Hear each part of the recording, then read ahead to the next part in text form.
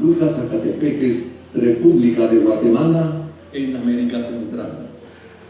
Para la gloria de Dios, nuestra congregación fundamenta su fe en Jesucristo y en las Santas Escrituras. Agradecemos a Dios que hoy se pueda contar con Internet para cumplir con cabalidad el mandamiento de nuestro Señor Jesucristo, que es predicar el Evangelio en todas partes del mundo. Con mucho agrado ofrecemos hoy la prédica de nuestro pastor general, el licenciado Gustavo Adolfo Bonilla.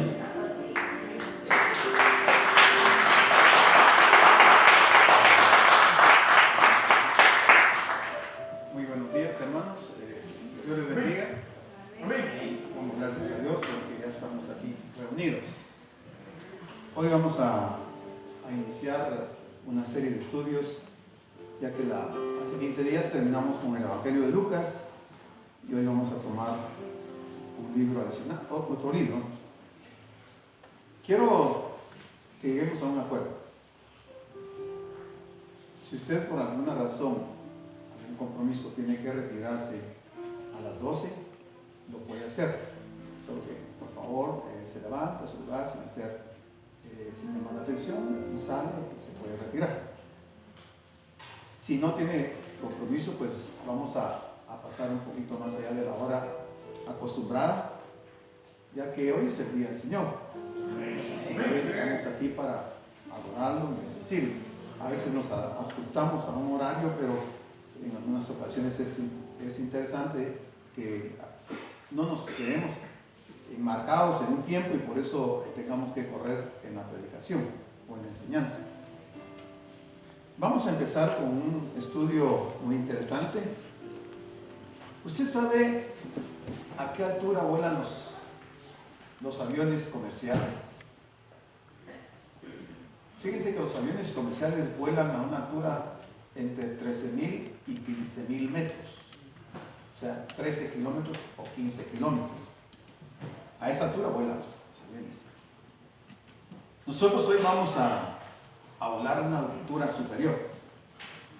Vamos a meter la cabeza en el cielo, pero vamos a tener los pies en la tierra. El tema que vamos a ver es muy importante, muy interesante, y yo le pediría que usted esté con su corazón, con su mente bien afianzado en lo que vamos a ver. Si usted se distrae, va a perder la enseñanza que vamos a impartir. Y es una enseñanza de actualidad que creo que nos interesa a todos estar en esto. Bueno, vamos a empezar. ¿Con quién van a empezar? Apocalipsis. Vamos a empezar con el libro de Apocalipsis. Y es un libro bastante complicado. Pero fíjense que en el versículo 3 del capítulo 1 dice: bienaventurado el que lee y los que oyen las palabras de esta profecía y guardan las cosas en ella escritas. ¿Por qué? Porque el tiempo está lejos, cerca. Es la primera bienaventuranza que aparece en este libro. Bienaventurado el que lee y los que oyen las palabras de esta profecía y guardan las cosas que en ella están escritas, porque el tiempo está cerca. Vamos a hacer un vuelo general sobre todo el libro de Apocalipsis y vamos a presentar unos contrastes que se encuentran en todo el libro de Apocalipsis, y cuando terminemos esto vamos a entrar directamente al capítulo número 1. Esto que vamos a ver ahorita es importante para ubicarnos en qué consiste este libro de Apocalipsis. Y fíjese que cuando dice ahí en el versículo 3, bienaventurados que leen y los que oyen las palabras de esta profecía, el Señor le está dando mucha importancia a la profecía. Entonces vamos a ver el libro de Apocalipsis, como otros libros de la Biblia, son una revelación de Jesucristo. Una revelación de Jesucristo. Podríamos hacernos una pregunta interesante. ¿Por qué el pueblo de Israel fue destruido?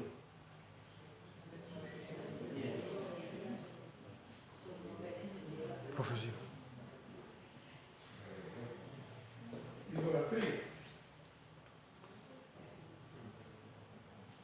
¿Por qué el pueblo de Israel fue destruido? La Biblia nos da la respuesta. Dice Oseas 4:6. Mi pueblo fue destruido porque le faltó conocimiento. ¿Era Israel un pueblo ignorante? No, ¿verdad? No eran gente ignorante, pero les faltó conocimiento.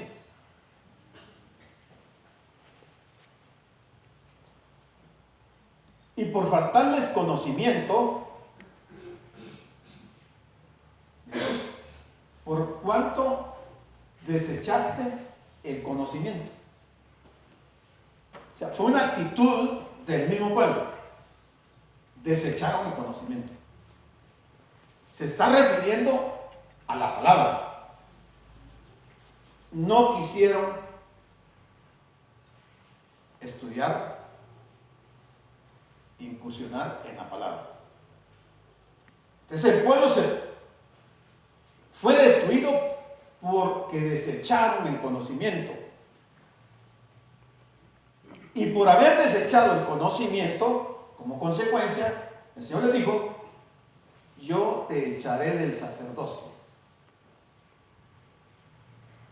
Delicadísimo. Que el Señor haya desechado a los israelitas del sacerdocio, principalmente a la tribu de Leví, eso representa que no hubo personas interesadas en instruir al pueblo. No hubieron sacerdotes para ministrar a Dios, para presentar los sacrificios.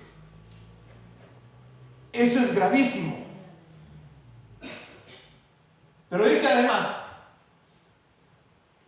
y porque olvidaste la ley de tu Dios. Entonces, desecharon el conocimiento y olvidaron la ley de Dios. Olvidarse de la ley de Dios, su consecuencia es, dice, también yo me olvidaré de tus hijos. Tragedia. Es trágico. Por cuanto se olvidaron de la ley, el Señor se olvida de los hijos del pueblo de Israel, del pueblo escogido. Hoy somos nosotros el pueblo escogido de Dios. Y si a propósito desechamos el conocimiento y nos olvidamos de la ley, las consecuencias van a ser: no tendremos participación en el sacerdocio y Dios se olvidará de nuestros hijos. El Proverbio 29:18 dice: sin profecía, el pueblo se desenfrena, mas el que guarda la ley es bienaventurado. Estamos entrando a un libro que es eminentemente profético. 95% del contenido del libro de Apocalipsis es profecía. Mucha gente le tiene pánico, tiene pavor al libro de Apocalipsis, pero leímos el versículo 3, dice: bienaventurado el que lee y los que escuchan las palabras de este libro de profecía. Entonces, ¿qué es profecía? Dice: profecía es la predicción inspirada por Dios. También es predicción de un acontecimiento futuro. Es recepción y declaración de una palabra de parte del Señor a través de una instancia directa del Espíritu Santo y el instrumento humano correspondiente. Eso es profecía. ¿Qué es escatología? Escatología se refiere a la doctrina bíblica de los últimos tiempos.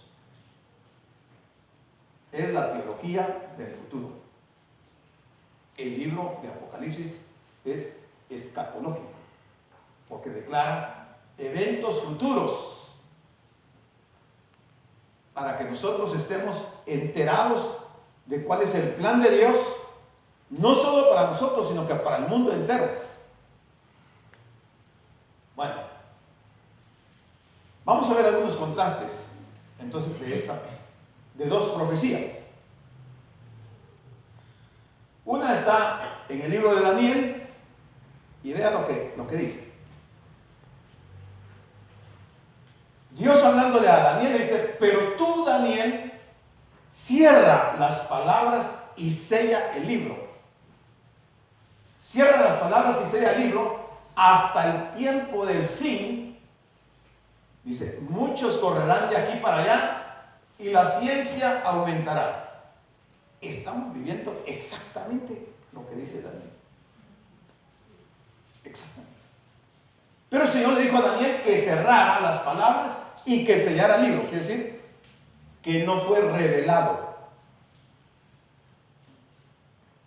hasta el tiempo del fin.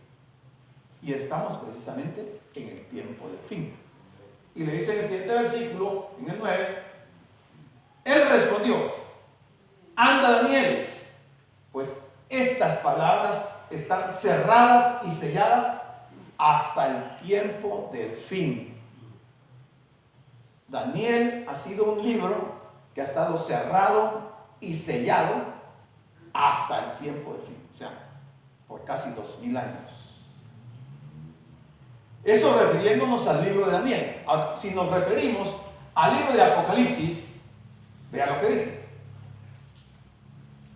Y me dijo,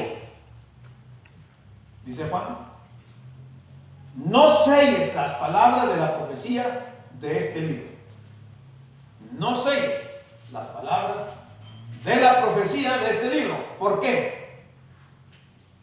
Porque el tiempo está cerca. Entonces, está a punto de ocurrir muchos de estos eventos escatológicos que Juan escribió, que Daniel escribió. Y mucha gente está durmiendo, la tienen entretenida en otras cosas, menos en conocer de la profecía de nuestros tiempos. Entonces veamos contrastes entre el primer libro de la Biblia y el último libro, entre Génesis y Apocalipsis. El Apocalipsis es el único libro de la Biblia que abre y termina con una bendición para el lector. Es el único. Abre y termina con una bendición para el lector. El Apocalipsis es el último libro de la Biblia. Es la última palabra de Dios. Lo último que Él quiso darle a conocer a la humanidad. Lo que comenzó en Génesis termina en Apocalipsis. En Génesis tenemos el comienzo del cielo y la tierra. En Apocalipsis tenemos la consumación o finalización del cielo y la tierra. Contrastan. En Génesis tenemos el comienzo del pecado y la maldición. En Apocalipsis tenemos la consumación del pecado y la maldición. Mire cómo contrastan los dos libros. En Génesis tenemos el principio de las actividades de Satanás. En Apocalipsis tenemos el fin o la condenación de Satanás. En Génesis tenemos el árbol de la vida perdido. En Apocalipsis tenemos el árbol de la vida recuperado.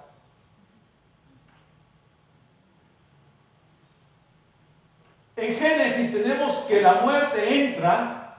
En Apocalipsis tenemos que la muerte sale. En Génesis tenemos que la tristeza comienza. En Apocalipsis tenemos que la tristeza es expulsada. En Génesis tenemos que el paraíso es perdido. En Apocalipsis el paraíso es recuperado. En Génesis tenemos que el Salvador es prometido. En Apocalipsis el Salvador es preeminente.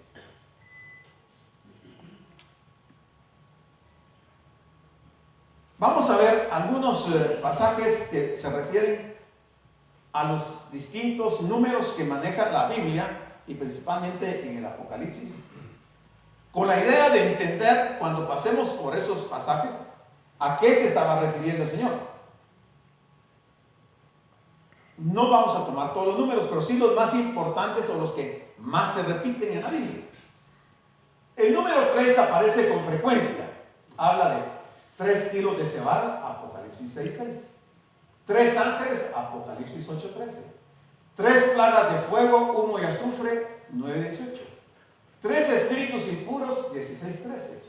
La gran ciudad es dividida en 3 partes, 16:19.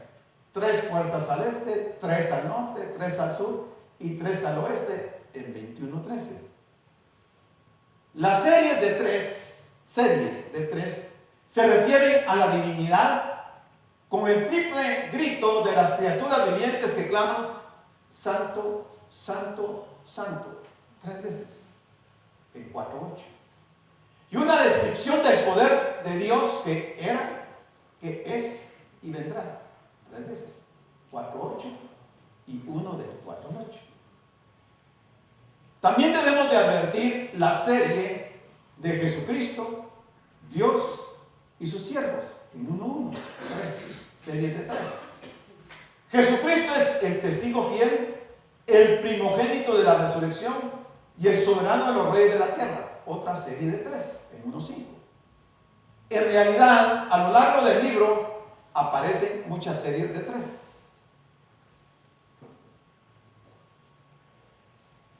Veamos el 10 y póngale mucha atención al 10. 10 es el número que en el sistema decimal indica algo completo, pero no es eso realmente el significado. Vamos a ver. Este número en Apocalipsis se refiere a 10 días de persecución, 2:10. Una descripción del dragón con 10 cuernos, 12:3. La bestia que sale del mar con 10 cuernos y 10 coronas, en el 13:1. Y la bestia escarlata que tenía 10 cuernos, 17:3, 7, 12 y 16. Pero mire lo siguiente, y pónganle atención. Mientras que 10, el número 10, es un número que se refiere a los servidores y actividades de Satanás. El número 12 describe a los elegidos de las 12 tribus, a la mujer que simboliza a la iglesia, con 12 estrellas en la cabeza, y la nueva Jerusalén con 12 puertas, 12 ángeles, 12 tribus de Israel. Entonces el 12 tiene un significado interesantísimo.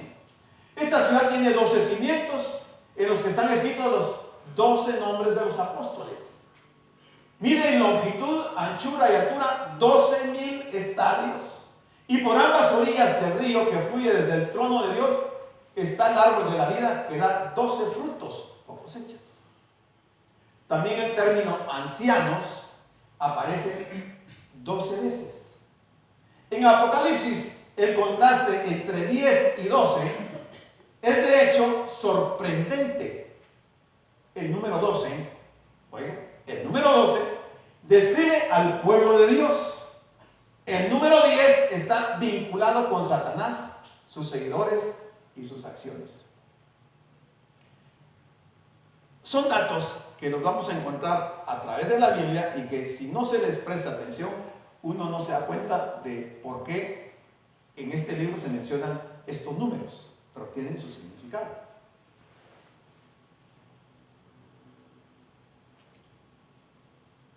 El número 7.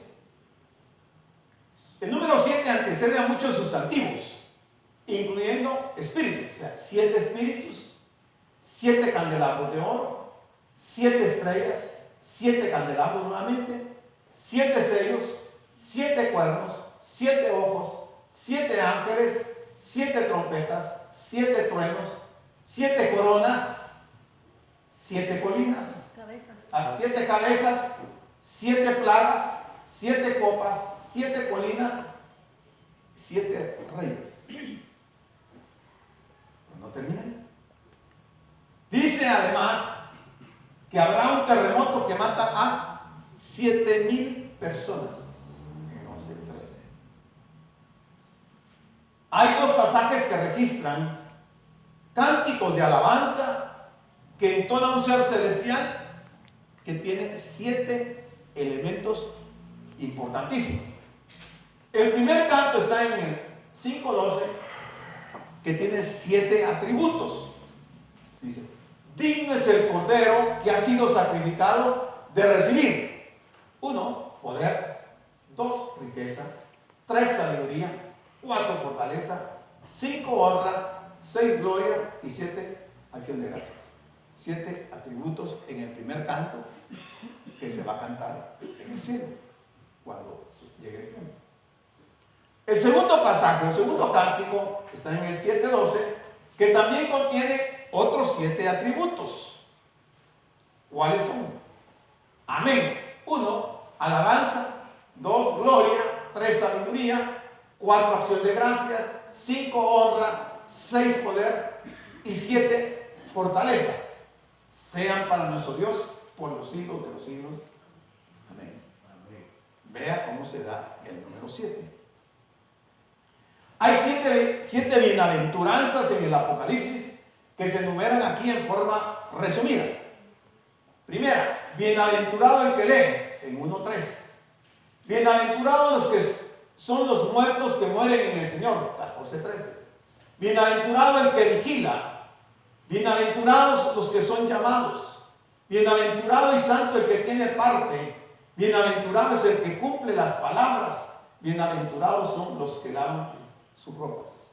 7 bienaventuranzas, y ahí están los textos bíblicos de cada uno.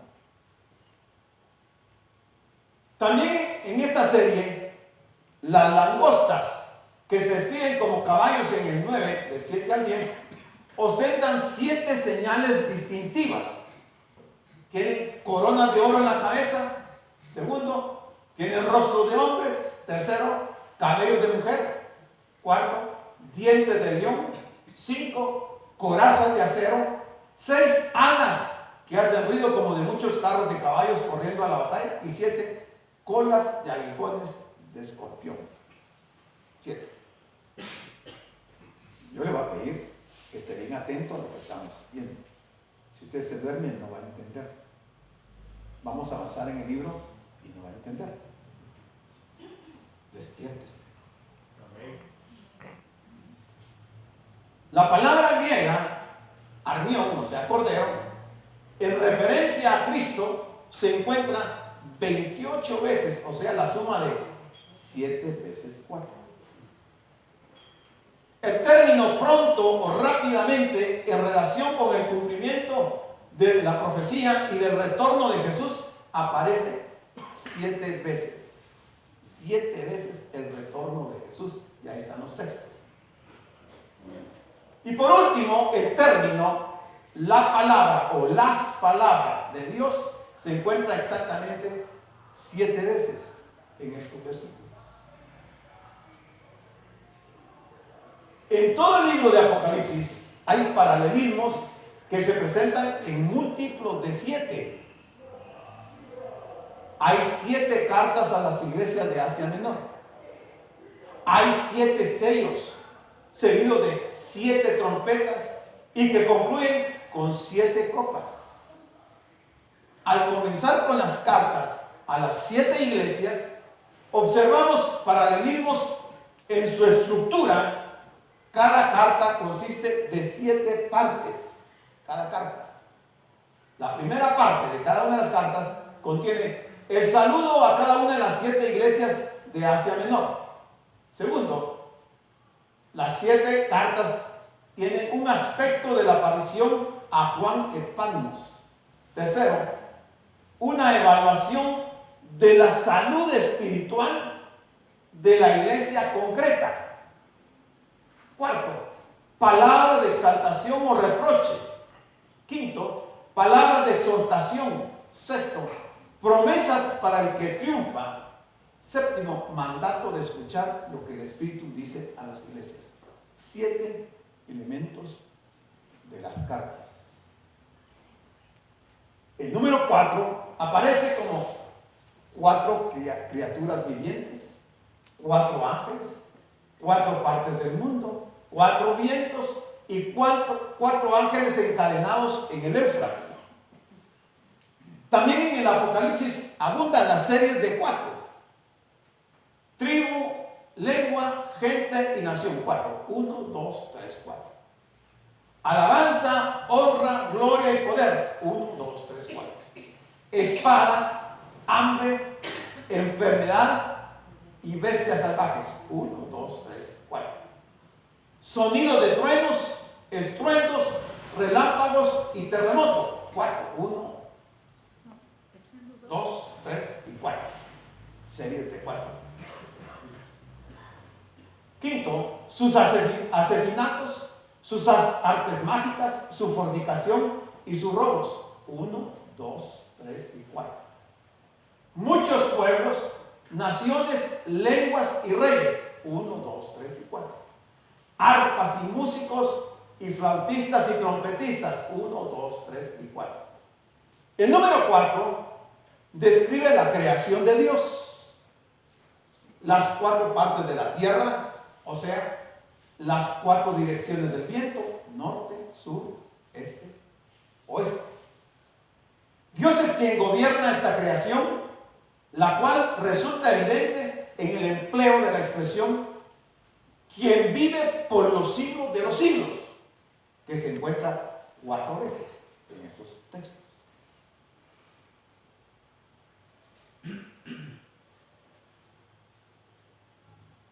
Veamos entonces, si hacemos un análisis así minucioso de los 66 libros del Apocalipsis, de la Biblia, vamos a encontrar el siguiente resultado, que hay una gráfica que arranca en Génesis y termina en Apocalipsis. Y esta es la cantidad de profecía que tiene cada uno de los libros. El último libro, que es el Apocalipsis, tiene el 95% de profecía. El siguiente en cantidad de profecía, con 89%, es Sofonías. Tenemos Abdías, y así podíamos ver cada uno. Levítico tiene un 59%, Génesis apenas tiene 14%, Cantares tiene 0%, Filemón tiene 0%, y la tercera epístola de Juan tiene 0% profecía. De ahí hay desde el 1% hasta el 95% de profecía en los distintos libros de la Biblia. Si usted se da cuenta, hay mucha profecía en la Biblia, demasiada profecía. De toda esa profecía, ¿qué cantidad de profecías usted se recuerda? ¿Cuántas de esas ha leído usted? ¿Cuántas se han cumplido? ¿Cuántas están por cumplirse? ¿En qué punto de la historia estamos nosotros? El Apocalipsis es un libro lleno de polaridades. Cristo frente a Satanás, luz frente a la oscuridad, vida frente a muerte, amor frente a odio, cielo frente a infierno. En todo el libro, este contraste se encuentra incluso en todos los detalles. Juan describe a la Trinidad de Dios como Padre, Hijo y Espíritu Santo. A modo de comparación, la Trinidad de Satanás es el diablo, la bestia y el falso profeta. Las palabras quién es y quién era y quién vendrá son una paráfrasis del nombre divino. Yo soy el que soy. Pero la bestia es alguien que una vez fue y no es, y está a punto de salir del abismo para ser destruido. O la bestia que era y no es y vendrá. El bien y el mal se contrastan en Dios el Padre frente a Satanás, el dragón. El Hijo de Dios frente al anticristo. El Espíritu Santo frente al falso profeta. La esposa de Cristo frente a la prostituta, Babilonia. Jerusalén frente a Babilonia. Dios otorga a su Hijo autoridad para hacer su voluntad, en tanto que Satanás otorga poder y autoridad a la bestia. Jesús está sentado en su trono y de igual modo Satanás tiene su trono. ¿Usted sabe dónde está el trono de Satanás? ¿Dónde? Vea que dice Apocalipsis 2:13. Aquí en la tierra. Vamos a ir haciendo ejercicios porque se le están durmiendo. ¿No es aquí en la tierra? No. ¿Qué dice Apocalipsis 2:13? Le está hablando a la iglesia de Pérgamo, ¿y qué dice? Yo conozco tus obras y dónde moras. ¿Dónde está el trono de Satanás? Pero tienes mi nombre y no has negado mi fe, ni aun en los días en que Antipas, mi testigo fiel, fue muerto entre vosotros, donde mora Satanás. ¿Dónde mora Satanás? ¿Dónde está morando Satanás? Ahí se mueve ese versículo. En la iglesia de Pérgamo. En la iglesia de Pérgamo. En la iglesia. Ahí tiene su trono Satanás. Increíble, ¿verdad? El Hijo aparece como el Cordero que fue inmolado. Por contraste, la bestia de 7 cabezas tiene una cabeza con una herida mortal que había sanado. El Cordero tiene 7 cuernos y 7 ojos, en tanto que la bestia que sale de la tierra es como un cordero con 2 cuernos. Jesús se revela como quien murió, pero está vivo por los siglos de los siglos, de lo cual es una imitación burlesca a la bestia que sale del mar y que fue herida mortalmente, pero que siguió viviendo. Por otro lado, Satanás, la bestia y el falso profeta son arrojados al lago de fuego. Ese es el lugar de muerte eterna, donde son torturados por los siglos de los siglos. Jesús tiene las llaves de la muerte y del Hades. Satanás se atribuye de forma ilegítima o indebida la llave del abismo. Jesús vence y está destinado al triunfo final, pero Satanás, quien parece tener éxito, está condenado en realidad a una derrota ignominiosa y eterna. El reino de Cristo y el reino de Satanás revelan más contrastes. Los creyentes reciben el sello de Dios vivo en la frente. Los incrédulos tendrán la señal de la bestia en la mano derecha y en la frente. Los creyentes llevan el nombre del Cordero y del Padre en la frente. Los incrédulos ostentan el número 666, que es el nombre y número de la bestia. Amén. Estos son unos datos muy generales acerca del contenido del libro de Apocalipsis y de la Biblia. Es importante notar esto porque cuando uno agarra los capítulos en forma secuencial y lo va leyendo sin asociarlos uno con el otro, no se da cuenta de estos contrastes y de esta información interesantísima. El libro de Apocalipsis fue escrito por Juan, el apóstol. Fue escrito entre los años 94 al 96 de nuestra era. 94 o 96 de nuestra era. Pregunto, ¿qué eventos importantes se dieron antes de este libro? La destrucción del templo. La destrucción del templo, ¿cuándo? Año 70. En el año 70, correcto. ¿Qué más? No solo la destrucción del templo, más de 1 millón de judíos murieron por Tito Vespasiano en esa ocasión y el templo fue destruido. Uno, ¿qué otra cosa se da antes del libro de Apocalipsis? Correcto.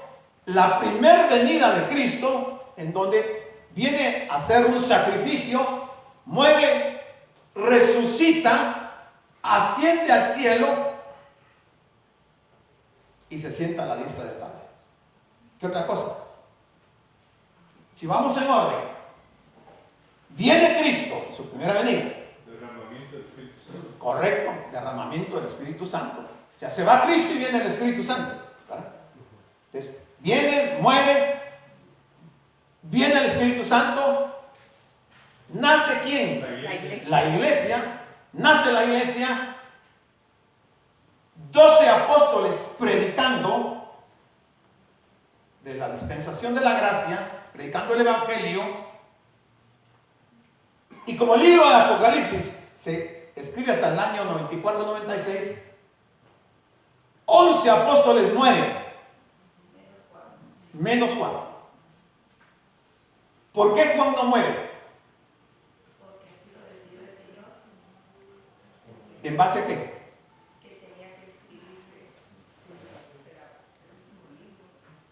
¿Cómo me lo documenta con la Biblia? San Juan, leamos San Juan, capítulo 21, versículo 20. San Juan 21, 20, ¿qué dice? Dios le dijo a Pedro, que de ti, él estará, que él iba a ser el último.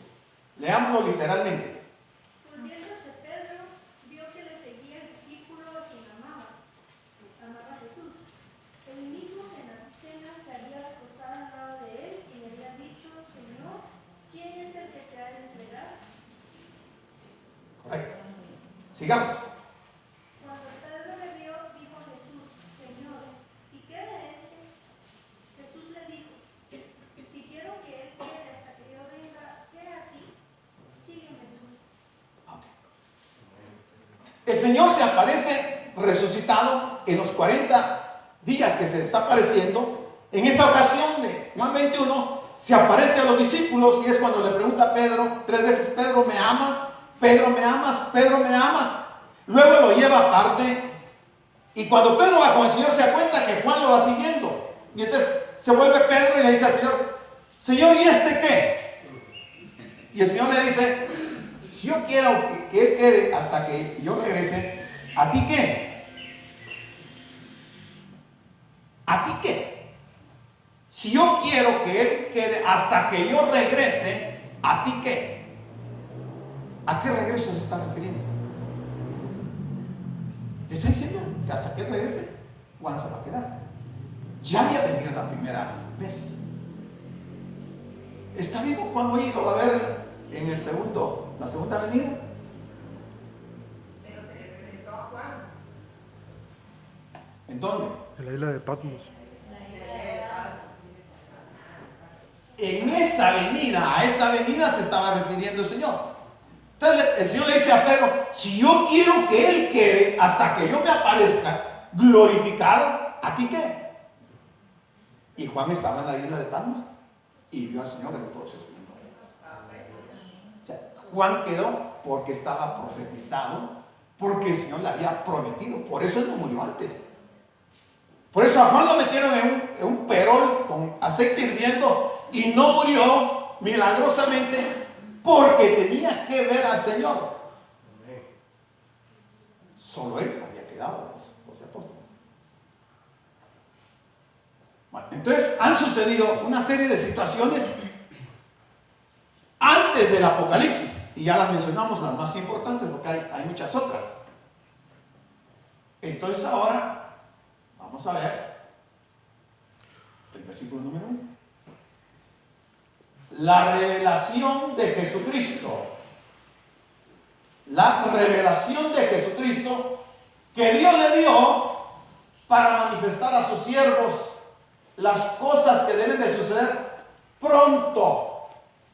Y la declaró enviándola por medio de su ángel a su siervo Juan. Entonces, veamos despacito el versículo. Veamos despacito. Primero, vamos a encontrar que el Señor se le revela a Juan de una forma muy especial y particular. Nadie, absolutamente nadie puede conocer a Jesucristo si no es por revelación. Y vamos a ver unos textos. La revelación se refiere a Jesucristo en el libro de Apocalipsis. Y es una revelación que Dios le dio. ¿A quién? ¿A Jesús o a Juan? ¿Ah? Se la dio a Juan. Se la dio a su siervo Juan. ¿Ah?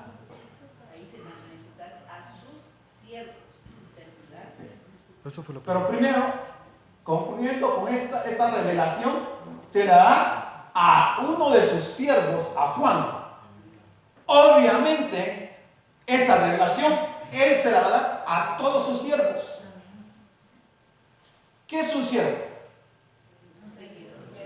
Un servidor, ¿no?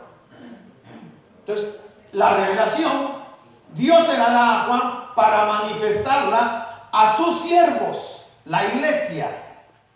A la iglesia, las cosas que deben de suceder pronto. Van a suceder pronto. Y la declaró por medio del arcángel Miguel. Su ángel. ¿Quién es? Su hijo. Su ángel, no dice un ángel. Si dijera un ángel, podría ser cualquiera de los ángeles, pero cuando dice su ángel, se está refiriendo a Cristo, enviándola por medio de Jesucristo a su siervo Juan. Mire cómo inicia el Apocalipsis. Inicia con una revelación. ¿De qué? De cosas que deben de suceder pronto y están declaradas a sus siervos y a la iglesia. Lo que este libro revela o descubre es a Jesucristo en su magnífica gloria, el libro de Apocalipsis. En Apocalipsis se afirma que Dios dio a Jesús su revelación para que se la diera a conocer a Juan, que la escribió y se la hizo llegar a la iglesia. Jesús se revela a sí mismo a Juan. Jesús es en realidad la palabra viva de Dios. Él es la palabra viva de Dios. Romanos 16:25. Y al que puede confirmaros según mi evangelio y la predicación de Jesucristo, según la revelación del misterio que se ha mantenido oculto desde tiempos eternos. ¿Qué tengo yo aquí en mi mano derecha? Un vaso de agua.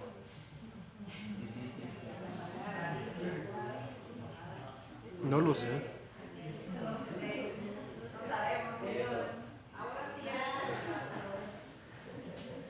¿Por qué no supieron que tenía? Porque estaba escondido.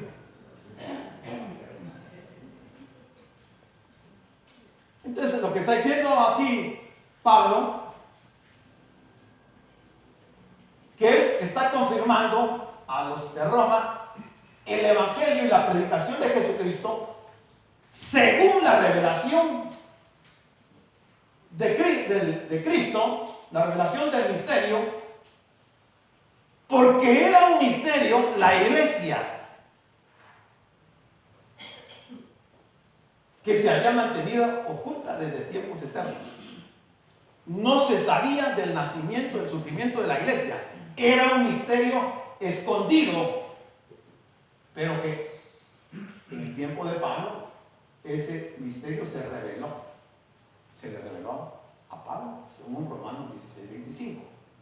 Gálatas 1:12. Pues yo ni lo recibí ni lo aprendí de hombre alguno, sino por revelación de Jesucristo. El evangelio se va a entender por revelación de Jesucristo. Por eso es que la gente común y corriente agarra la Biblia y no la entiende, porque no le es revelada. Pero a la iglesia sí le es revelada la palabra, el evangelio. Efesios 3:3.